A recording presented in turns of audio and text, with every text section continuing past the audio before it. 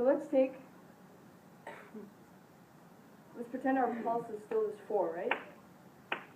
1, 2, 3, 4, 1, 2, 3, 4, 1, 2, 3, 4, 1, 2, 3, 4, 1, 2, 3, 1, 2, 3, 1, 2, 3, 1, 2, 3, 1, 2, 3, 1, 2, 3, 1, 2, 3, 1, 2, 3. What's happened here? We have a secondary pulse. We're putting a secondary rhythm on top of what pulse we had before. And it almost forms like a polyrhythm. And what I'm going to do with that is that, sorry, I'm going to divide that secondary pulse instead of dividing the primary pulse. So if we divide the secondary pulse into 5, we're basically really actually focusing on the secondary pulse rather than the first pulse. So we have da, da, da, da, da, da, da, da. And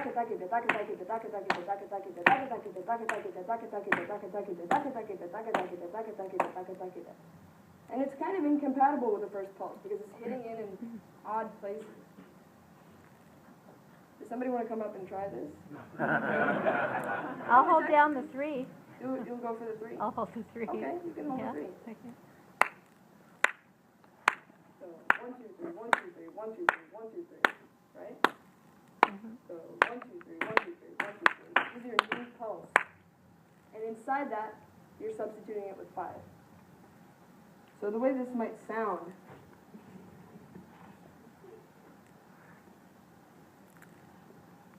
so I'll play the gati for you. So the gati is just the switching of the primary pulse.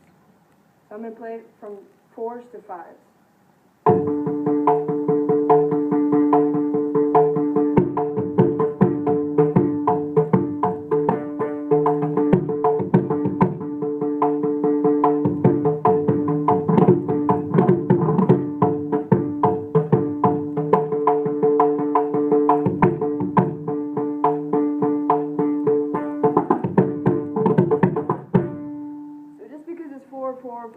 Doesn't mean you're limited to just 4, 4, 4, 4.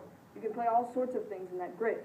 The idea is that this is giving you a grid and not just giving you, oh, I have to just play 5s for the rest of my life.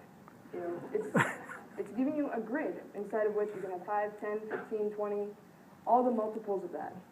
So if you want to do the secondary pulse shift, this is what it'll sound like.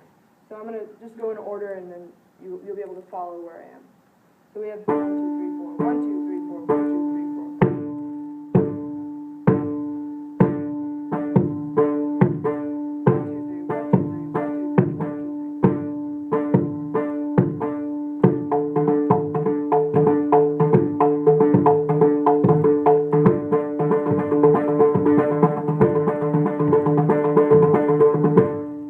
So those are the 5s coming into place of 3, which was originally in the 4.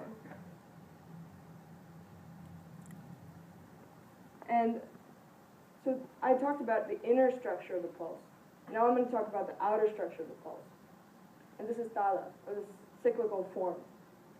So now you're looking at the level of multiple pulses, and not just inside what is inside a given pulse or in a fraction of a pulse. And like I said, the way that we look at tala is really at the point of resolution, which is at the end of it. And this is a subtle thing. You might just think, well, that's the same thing as what's in the beginning. It's the same thing as 1. You know, it's the same thing as where it starts. But this is a subtle shift in perspective. If you look at the end of it as opposed to the beginning of it, we're always focusing on closing everything.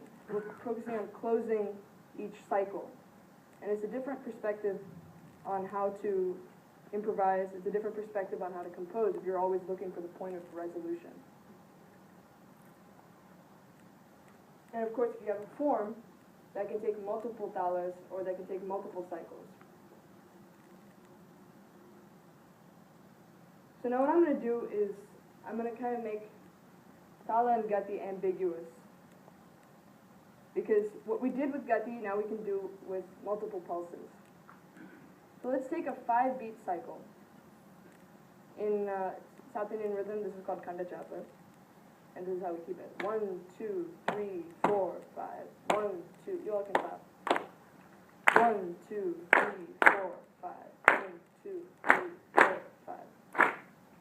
So this can be really applied to any meter of 5 or a multiple of 5 that you're playing. So now that we're trying to group multiple pulses together, I want you to look at this not as 5 straight pulses, 1, 2, 3, 4, 5, but think of it in 2 blocks. 1, 2, 3, 4, 5. 1, 2, 3, 4, 5. Because we're going to do some substitution and morphing here. So what I've done here is I've taken the 2 pulses and divided them by 5, and taken the 3 pulses and divided them by 4. So what this gets you is that you'll still feel where the 2 is, and you'll still feel where the 3 is, but you're going to have a lot of weird stuff going on in between because you've got a new grid here. 1, 2, 3, 4, 5. Y'all can clap. 1, 2, 3, 4, 5. 3, 4, 5. That keeps that 3, 4, 5. 1, 2, 3, 4, 5. 3, 4, 5. That keeps that then 1, 2, 3, 4, 5. 1, 2, 3, 4. 1, 2, 3, 4, 5. 1, 2, 3, 4.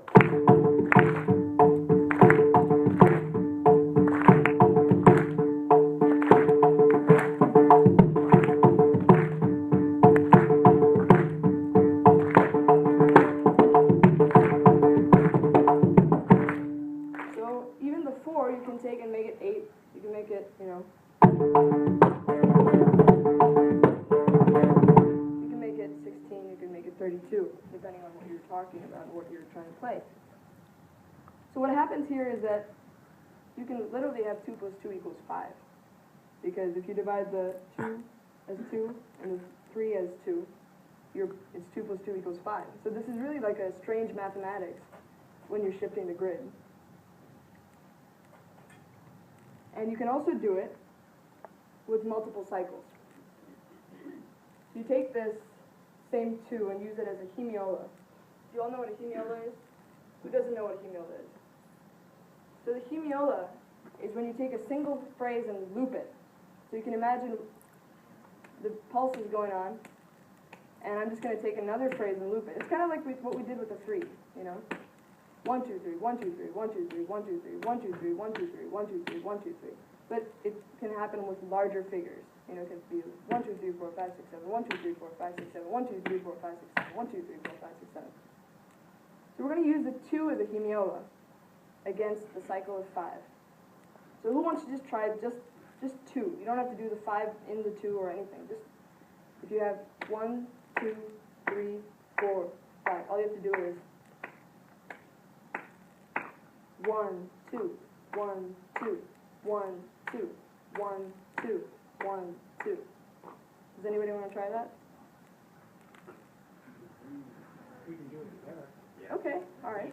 So 1, 2, 3, 4, 5. If you want to keep it like this, you can, so that you can keep track of where you are. 2, 3, 4, 5. 1, 2, 1, 2, 1, 2, 1, 2, 1, 2. 1, 2. You see where it's resolving at the end? 2, 1, 2, 1, 2, 1, 2, 1, 2, 1, 2, 1, 2.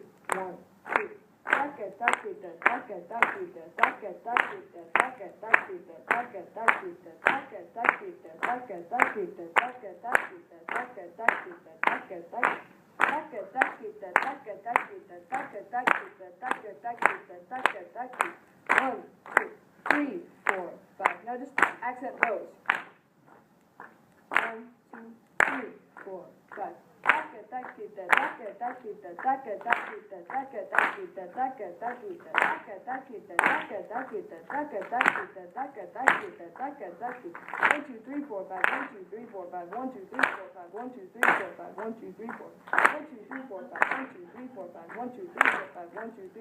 1, 2, 3, 4, 5. Good. So this is what it looks like. And you can do the same thing. What's the laughter for? You love it? Okay. So this is what it looks like. So you can see right in the middle what happens in between the cycles. It cuts it right down the center. because it's not part of the original grid. We've created a new grid that's sort of floating above this. What's really nice, actually, is you can do this on Microsoft Word. And it's like you're getting this new rhythmic idea from Microsoft Word. I thought of it one day. I was like, why can't we just merge cells and split them again, you know? And it worked. So what you do, if you want to try this at home, is you make a table, and you can, you know, if you have, just like this, if you have this, this entire 2 cycles, 2 cells on the top, and the same space in the middle, you can just divide it into, you know, 19, you can divide it into, you know, 26, whatever you want, and you'll be able to see the relationship between, I hope they're right, you know, I hope the grids are right, because it looks right. I think it looks right. Anyway, so this gives you a new grid on top of the other one, but you can have them coexist. This does not happen in South Indian rhythm, just as a disclaimer. This doesn't happen there, but it fits within those principles, and this definitely fits within, I think, what you all are capable of, and what, just whatever, you know, new directions that you want to take your innovation in. So here I've done the same thing, just so you can see it. And I have a little ad for Microsoft Word here on how great it is. You can do the same thing with 3 pulses. It's the same hemiola.